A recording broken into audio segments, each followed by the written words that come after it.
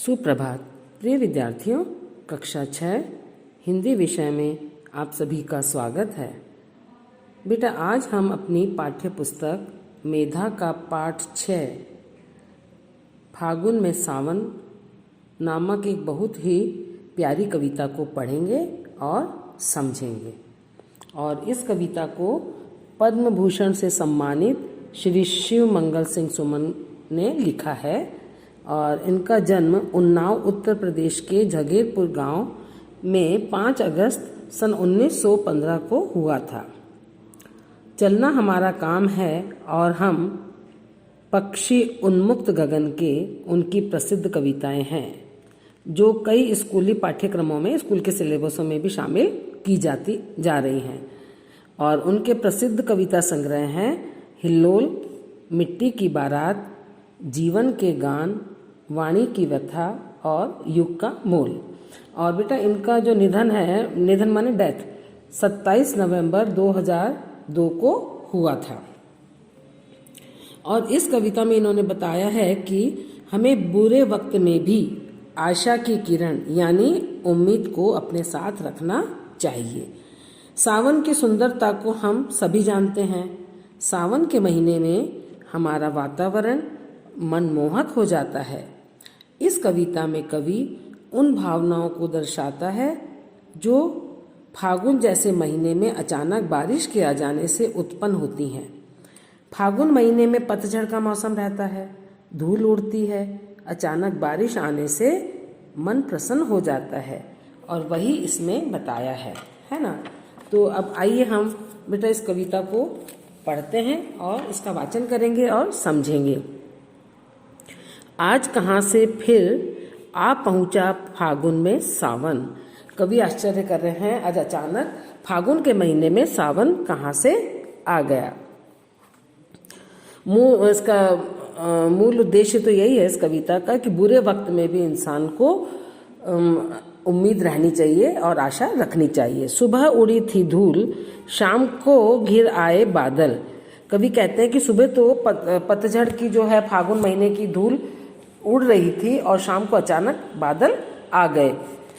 बासंती रातों में बरसा, वसंत ऋतु की जो रातें होती हैं उसमें किन आंखों का जल, अचानक किसकी आंखों से जल बरसना शुरू हो गया। बड़ा आश्चर्य की बात है। पतझड़ की नंगी डालों में पुलक उठा यौवन। पतझड़ में जो है पेड़ की जो डालें हैं वो नंगी हो जाती हैं, उनमें पत्ते नहीं रहते बेटा और सूखी हो जाती हैं। और अचानक उनमें उन पर जो डालों को है एकदम खुशी आ जाती, जवान हो जाती है, वो जवानी उनके अंदर आ जाती है, उनके अंदर यौवन दिखाई देता है, परिलक्षित होता है। आज कहाँ से फिर आ पहुँचा फागुन में सावन। कभी आश्चर्य कर रहे हैं, अचानक फागुन महीने में ये सावन कहाँ से आ गया। सौंधी सौंधी मिट्टी महकी कैसे, मिट्टी कैसे महक रही है बेटा, सौंधी सौंधी खुशबू दे रही है। गमक मैंने सुगंध।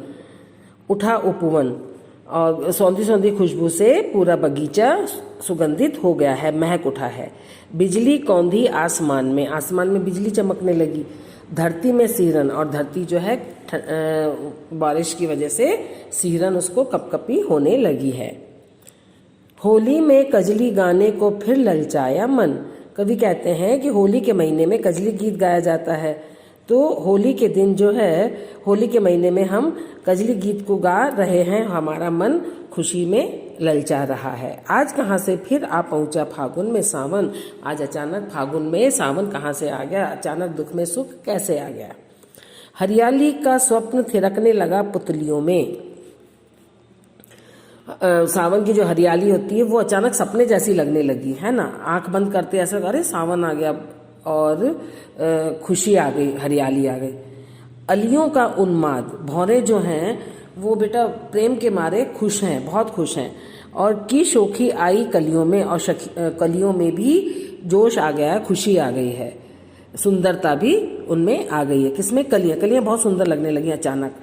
तपन बिना क्या मूल्य तुम्हारा, जीवन धन रस धन।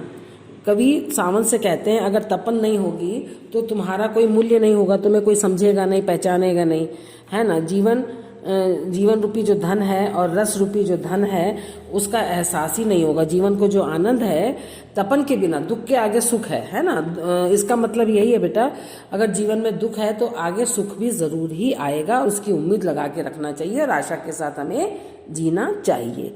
आज कहाँ से फिर आ पहुंचा फागुन में सावन, कवि शिव मंगल सिंह सुमन कहते हैं, आज कहाँ से फिर अचानक फागुन में सावन आ गया। हमारा दुख का समय चल रहा था और अचानक खुशियों की कल्पना हमारे मन में आ गई, है ना बेटा। ये कविता हमने पढ़ी और समझी, और इसको आप घर पे 2 बार पढ़ेंगे और इसको समझने की कोशिश करेंगे। जो शब्दार्थ हैं उनको अपनी बुक में आप आगे लिख लें, ताकि आपको इसका अर्थ बहुत अच्छे तरीके से समझ आ जाएगा।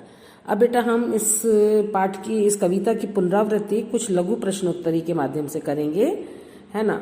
कवि अचानक किसके आने की बात कर रहे हैं? कवि अचानक सावन के आने की बात कर रहे हैं, मतलब दुख के बाद तुरंत सुख आने की बात कर रहे हैं। सुबह धूल उड़ रही थी फागुन महीने की, और अचानक शाम को क्या हुआ? सुबह तो धूल उड़ रही थी, लेकिन शाम को अचानक बादल घिर आए। पतझड़ में पेड़ों की डालियां कैसी हो जाती हैं? पतझड़ में पेड़ों की डालियां बिना पत्तों की, पत्ते विहीन हो जाती हैं, उनमें हरियाली नहीं रहती है, सूखी हो जाती हैं। और अचानक बादल देखकर वे कैसी हो जाती हैं? और वो सूखी तो हो ही जाती हैं डालियां, अचानक बादल को देखती तो बड़ी खुश हो जाती है, उनमें यौवन आ जाता है, उनमें युवावस्था की सुंदरता आ जाती है, जवानी उनके अंदर आ जाती है। मिट्टी की खुशबू कैसी लग रही है? मिट्टी की खुशबू सौंधी सौंधी लग रही है। होली के अवसर पर कौन सा गीत गाया जाता है?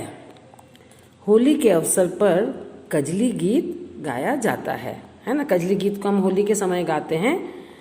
तपन के बिना सावन का मूल्य है क्या? नहीं। अगर तपन होगा तभी सावन की वैल्यू होगा। हमें गर्मी का एहसास होगा तो वो एकदम सावन आएगा तो ठंडक महसूस करेंगे, तभी उसकी वैल्यू अपन समझ पाएंगे, है ना बेटा। तो हमारी कविता यहाँ समाप्त हो गई है। हमने बहुत अच्छे से इसको पढ़ लिया है, इसको समझ भी लिया है। आप खुद पढ़ के इसको देखें, समझें, तो आपको बहुत अच्छे तरीके से समझ आएगी, है ना बेटा। और इस कविता में से 8 या 10 प्रश्न बना के उनके उत्तर लिखेंगे ना, अपने आप इसका भावार्थ आपके सामने आ जाएगा। ये आपका गृह कार्य है। और एक स्पेशल गृह कार्य है बेटा, मेधा बुक जो है उसका पेज, अभी तक अपन ने पाठ 5 पढ़े हैं ना, उसमें से जो वर्कशीट्स हैं इसमें बुक में दे रखी हैं, पेज नंबर 39, 40, 41 और 42, वर्कशीट नंबर 1, 2, 3, 4, ये 4 वर्कशीट आपको पिछला भाग पढ़ करके कंप्लीट करनी है ना बेटा। और यही आपका गृह कार्य। आज की कक्षा हमारी यहीं समाप्त होती है। धन्यवाद।